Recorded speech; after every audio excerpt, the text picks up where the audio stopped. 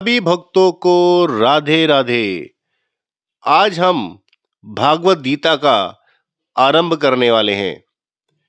भागवत गीता का अर्थ है भगवान का गीत या भगवान के द्वारा लिखा हुआ ग्रंथ।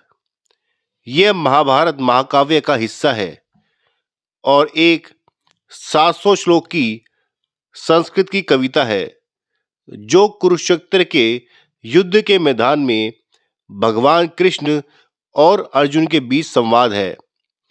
ये ग्रंथ जीवन, कर्तव्य, कर्म और धर्म पर गहन दार्शनिक और आध्यात्मिक अंतर्दृष्टि प्रदान करता है, जिसका मुख्य संदेश है कि व्यक्ति को बिना फल की चिंता किए अपने कर्तव्य का पालन करना चाहिए।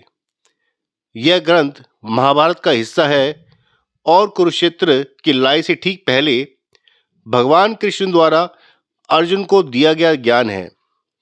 अर्जुन अपने रिश्तेदारों और गुरु के खिलाफ युद्ध करने की दुविधा में थे।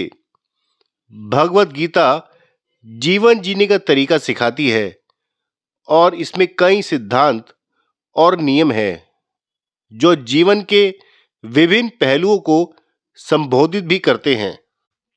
भागवत गीता व्यक्ति को अपने कर्तव्य का पालन करने और कर्म करते रहने के लिए प्रेरित करती रहती है, लेकिन कर्म के परिणामों से आसक्त न होने की शिक्षा भी देती है। यह धार्मिक जीवन जीने और मोक्ष प्रदान करने के लिए मार्गदर्शन भी प्रदान करती है। यह मानव स्वभाव और उद्देश्य पर चर्चा भी करती है और बताती है कि सभी जीवों के हृदय में ईश्वर का वास है। यह बताती है कि पूरा ब्रह्मांड 3 गुणों से बना है, सत्व गुण, रजस गुण और तमस गुण, जो में बांधे रखता है। कल्पना कीजिए आपके सामने आपका कर्तव्य खड़ा है और उसी कर्तव्य के सामने आपके अपने लोग खड़े हैं। यदि आप लड़ेंगे तो अपनों का नाश होगा और यदि नहीं लड़ेंगे तो धर्म का। यही द्वंद्व है अर्जुन का और यही द्वंद्व है हर मनुष्य का। जय श्री कृष्ण। आज हम सुनेंगे श्रीमद् भागवत गीता का प्रथम अध्याय अर्जुन विषाद योग, जहां भगवान बोलते नहीं बल्कि मनुष्य टूटता है। बड़ी ही विस्तृत रूप से भागवत गीता लिखी गई है, लेकिन हम इसका संक्षिप्त रूप से आपको वर्णन करेंगे ताकि गीता का सार आपको सूक्ष्म रूप में मिल सके। तो आइए शुरू करते हैं गीता का पाठ और बड़े ही आनंद से आप बोलिए जय श्री कृष्ण, राधे राधे, जय श्री कृष्णा। ये संवाद शुरू होता है धृतराष्ट्र और संजय के बीच में। महाभारत का युद्ध आरंभ होने वाला है। कुरुक्षेत्र, जो एक धर्म की भूमि है, हस्तिनापुर के राजा धृतराष्ट्र, जो आंखों से नहीं पर मन से भी अंधे हो चुके हैं, अपने सारथी संजय से पूछते हैं कि हे संजय, धर्म भूमि कुरुक्षेत्र में मेरे और पांडु के पुत्र क्या कर रहे हैं? यह प्रश्न केवल युद्ध का नहीं है, यह प्रश्न है मेरा और पराया कौन है।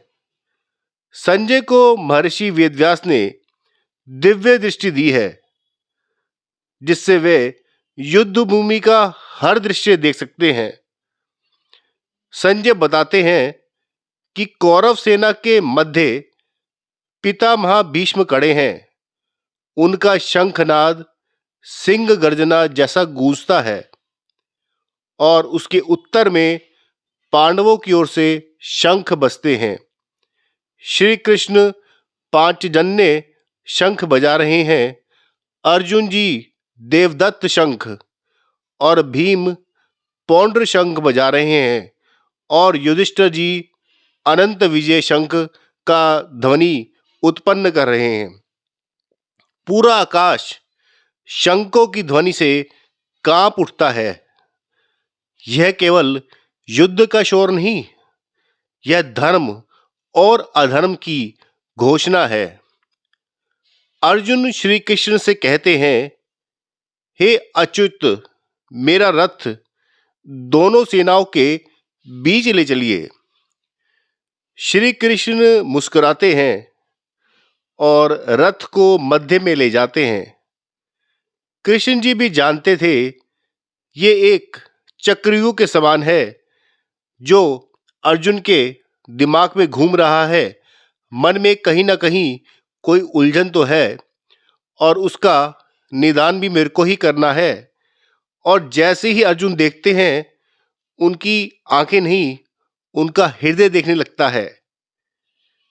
अर्जुन का टूटना यहीं से शुरू हो जाता है। अर्जुन देखते हैं अपने पितामह भीष्म को, जिनकी गोद में वे खेले, जिनके साथ उन्होंने सब शिक्षाएं ली, सबसे प्रेम पाया। अपने गुरु द्रोणाचार्य, जिनसे धनुष विद्या सीखी। अपने मामा, अपने चाचा, अपने भाई और अपने मित्र। और अर्जुन का स्वर कांप उठता है कि हे केशव, मैं अपने ही लोगों को युद्ध के लिए तत्पर देख रहा हूं। उनका शरीर कांपने लगता है, त्वचा जलने लगती है, मुख सूख जाता है और वो कहते हैं, मेरा गांडीव हाथ से फिसल रहा है। यह कोई डर नहीं है, यह मोह है। अर्जुन का तर्क गलत नहीं था। वो एक मानव मन को दर्शा रहे थे। मानव मन अंदर से कोमल होता है। चाहे कितने भी युद्ध सामने आ जाएं, लेकिन अपने प्रियजनों के लिए कहीं ना कहीं प्रेम अवश्य होता है। अर्जुन कहते हैं, यदि हम अपने कुल का नाश करेंगे तो कुल धर्म नष्ट हो जाएगा।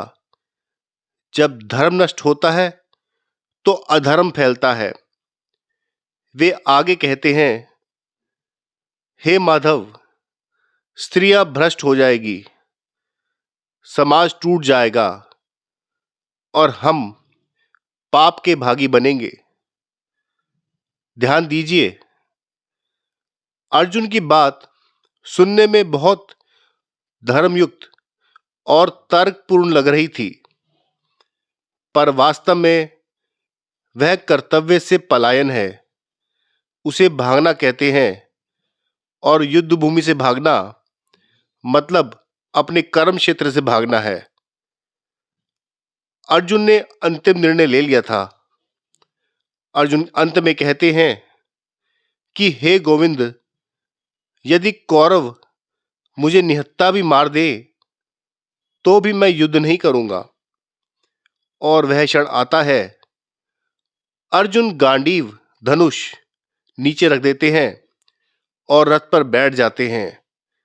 युद्ध भूमि में एक योद्धा नहीं, एक टूटा हुआ मनुष्य बैठा है।